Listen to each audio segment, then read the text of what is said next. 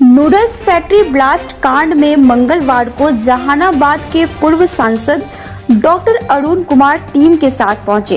Factory का जायजा लेने के बाद उन्होंने मीडिया से बात करते हुए श्रम संसाधन मंत्री को आड़े हाथों लिया।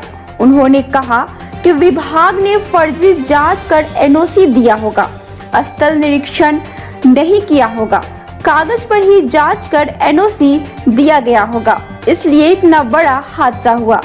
सोमवार को मंत्री जीवेश मिश्रा ने विभाग को बचाने वाला बयान देते हुए कहा था कि बॉयलर में कोई गड़बड़ी नहीं थी, घटना ऑपरेशनल फॉल्ट से हुआ था, जबकि मजदूर के परिजन चीख चीख कर कह रहे थे कि बॉयलर में 6 माह से लीकेज था। वही मंत्री का कहना था कि 6 माह पूर्व ऑल इज वेल का सर्टिफिकेट दिया गया था। अब सवाल उठता है कि आखिर बिना जांच के कैसे मंत्री ने इतना बड़ा बयान जारी कर दिया। इसी को लेकर पूर्व सांसद ने उन पर जमकर सवाल उठाए।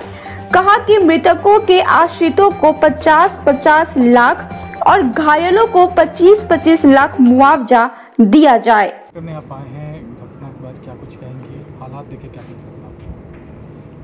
देखिए, ये बड़े लापरवाही का कारण है।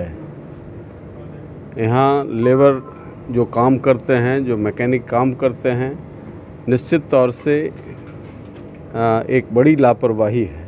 इतना बड़ा यूनिट है, बॉयलर इस स्केल का है कि 1.5 किलोमीटर की दूरी पर गांव में जाकर के गिरता है, वहाँ मौत हो जाती है। कितना ज़बरदस्त एक्सप्लोज़न है। और फायर मैनेजमेंट के लिए इंडस्ट्रियल सिक्योरिटी लॉ जो इसका है, अब इसमें इनको महीने में आना चाहिए, इसका सर्वेक्षण करना चाहिए। तो इंडस्ट्री विभाग क्या कर रहा है?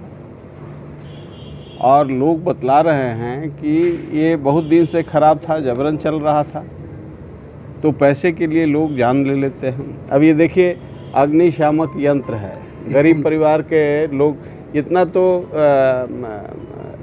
एक टेम्पू पर आता है, टेम्पू में ये इससे फायर रुकेगा?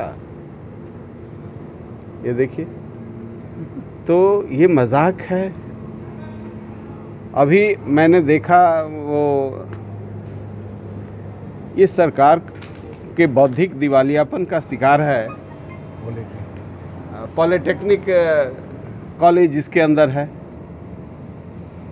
पॉलिटेक्निक कॉलेज इसके अंदर है। इंडस्ट्रियल सेफ्टी में कोई हैबिटेंट्स नहीं होना चाहिए, अगल बगल कोई रेजिडेंशियल मकान नहीं होना चाहिए।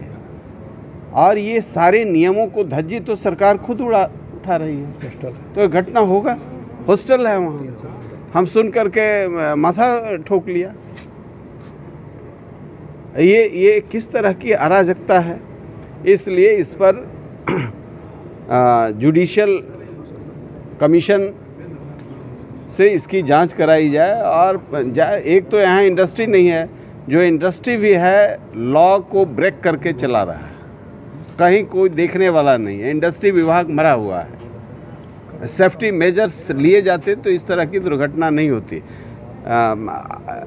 आप देख रहे हैं कि यहाँ हम जब देखें तो हम आश्चर्यचकित हैं कि इंडस्ट्रियल जोन में आबादी नहीं होनी चाहिए। यहाँ तो कैंपस के अंदर हॉस्टल है, 300 लड़कियाँ रहती हैं। बौद्धिक दिवालियापन का एक इंटेलेक्चुअल बैंकरप्सी है, बौद्धिक दिवालियापन का शिकार है, खुद अपना लॉ को ब्रेक करके यहाँ पर। इसलिए निश्चित तौर से जो इंडस्ट्रियल सिक्योरिटी सेफ्टी का जो प्रोविज़न है, उसकी लापरवाही से इसकी धज्जी उड़ाई गई है और इसके वजह से ये दुर्घटना हुई है। सभी परिवार को कम से कम 50 लाख मुआवजा देना चाहिए। उससे भी गरीब परिवार जो मजदूर काम कर रहे हैं, उससे भी उसकी पूर्ति होने वाली नहीं है। फिर भी 50 लाख इसको मुआवजा देनी चाहिए। और जो घायल हैं उनको 25-25 लाख मुआवजा दे करके उनका इलाज का प्रबंधन करना चाहिए। और अकाउंटेबिलिटी फिक्स करना चाहिए इंडस्ट्री डिपार्टमेंट को कि वो क्या कर रहे थे, उनका कितने दिन पर इंस्पेक्शन होता है सेफ्टी का। तो ये सारे गंभीर सवाल हैं जिस पर सरकार को अभी भी तवज्जो देनी चाहिए। एक एक आदमी के जीवन का, सिर्फ मंत्री, विधायक और मुख्यमंत्री का जीवन सुरक्षित रहे तो प्रदेश सुरक्षित नहीं है। हर एक नागरिक के सुरक्षा का दायित्व, चाहे वह इंडस्ट्री में काम कर रहे हों या सड़क में काम कर रहे हों, ये सरकार की जिम्मेवारी है। यह वेलफेयर गवर्नमेंट है, इसलिए जिम्मेवारी है। चूक हुआ है, इनसे सरकार को महसूस करना चाहिए।